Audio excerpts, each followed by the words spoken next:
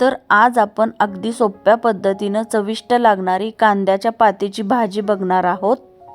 त्यासाठी लागणारे साहित्य, मी इथं कढई गरम करायला ठेवलेली आहे। कढई गरम झाली की त्याच्यामध्ये आपण 2 ते 3 चमचे तेल घालून घेऊया।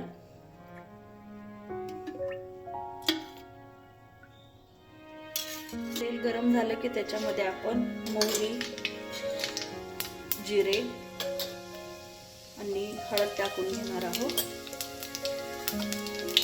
जिरे मोहरी छान तडतडली की आपण त्याच्यामध्ये कांद्याची पात टाकून घेणार आहोत।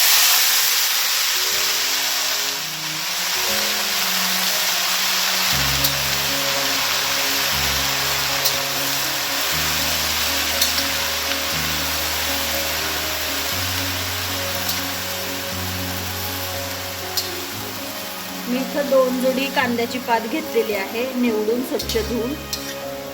हे आपल्याला फोडणीमध्ये व्यवस्थित मिक्स करून घ्यायची।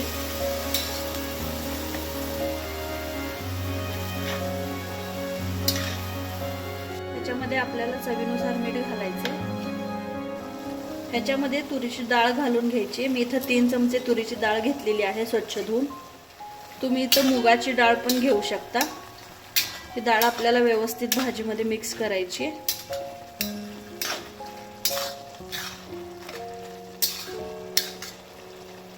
आणि ह्याच्यावर झाकण ठेवून आपण एक 2 ते 3 मिनिटाची वाफ देऊन घेऊया। इथं 2 ते 3 मिनिटं झालेली आहेत, आपण झाकण काढूया।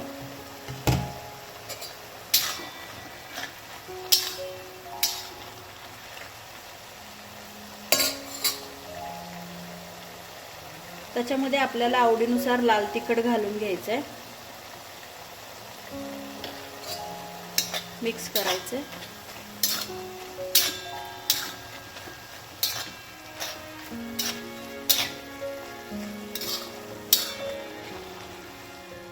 आणि पुन्हा झाकण ठेवून आपण एक 2 मिनिटाची वाफ देऊन घेऊया।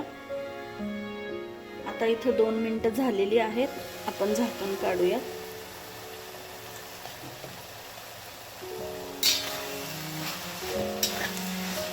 तुम्ही बघू शकता कांद्याची पात व्यवस्थित शिजलेली आहे आणि डाळ देखील व्यवस्थित अशी शिजली गेलेली आहे।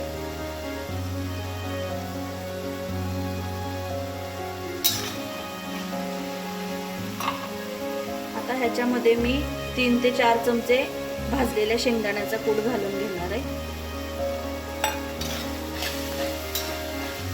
मिक्स करून घ्यायचं आहे व्यवस्थित।